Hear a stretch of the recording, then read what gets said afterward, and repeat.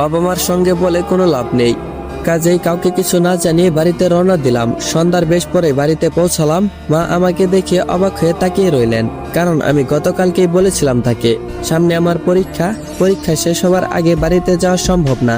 রাতে খাওয়া দাওয়া করে নিজের ঘরে গেলাম। যেহেতু ডিসেম্বর মাস, তাই গ্রামে কনকনে ঠান্ডা।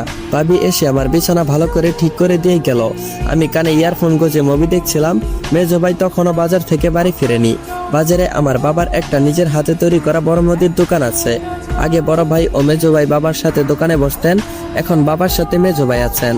প্রতিদিন দোকান শেষ করে মেজো ভাইয়ের বাড়িতে ফিরতে ফিরতে 11টার পর হয়ে যায়। বাবা এশার নামাজ পড়ে আর দোকানে বসেন না, মসজিদ থেকে বের হয়ে সোজা বাসায় আসেন। বাসায় এসে রাত 10টার মধ্যে খাওয়া দাওয়া করে ঘুমিয়ে পড়া বাবার দীর্ঘদিনের পুরাতন অভ্যাস, আজও তার ব্যতিক্রম নয়। আমার ঘরের দরজা খোলা ছিল। ভাবি তখন বলে গিয়েছিল দরজা যেন বন্ধ না করি। হঠাৎ দেখলাম ভাবি আমার রুমে আসলেন, খাটের এক পাশে বসে আমার দিকে এগিয়ে দিলেন একটি প্যাকেট।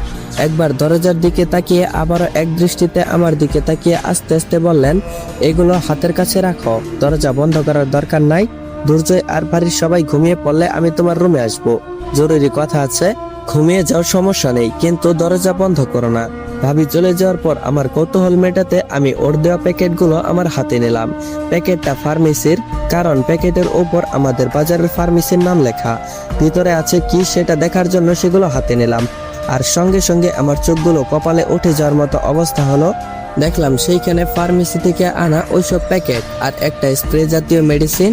স্প্রে এর প্যাকেটের উপর লেখা আছে। পরে বুঝতে পারলাম এটা কি। মানুষের নাকের কাছে নিলে সেই মানুষটা কমপক্ষে 2 ঘন্টা অজ্ঞান হয়ে থাকবে, কিন্তু এসব ভাবি কেন আমার কাছে দিয়ে গেল, এটা কোনোভাবেই আমার মাথায় ঢুকছিল না। ওয়েট গাইস, গল্পের মাঝখানে তোমাদেরকে আগেই কিছু কথা বলে নেই, তো পুরো গল্পটা তোমরা আগে শুনবা। যদি গল্পের মধ্যে কোনো ভুল থাকে তারপর তোমরা মন্তব্য করবা। আগে গল্প না শুনে কোনো মন্তব্য করিও না।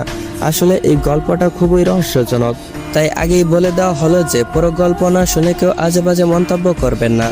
যদি আজে বাজে মন্তব্য করতেই হয় তো পুরো গল্প শুনবেন। যদি মনে হয় যে না গল্পটা ভালো না বা গল্পতে ঝামেলা আছে, তাহলে পরবর্তীতে কমেন্ট বক্সে জানিয়েছেন, আমি তারপর আর পরের পর্ব দিব না।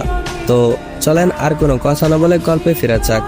ভাবনায় এতটাই ডুবেছিলাম যে কখন মেজো ভাইয়া এসে আমার দরজার সামনে দাঁড়িয়ে আছে আমি বুঝতেই পারিনি।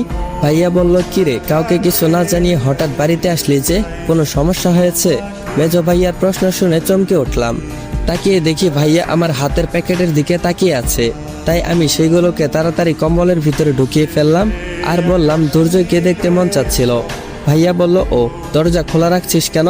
ওটা উঠে দরজা বন্ধ করে দে, তারপর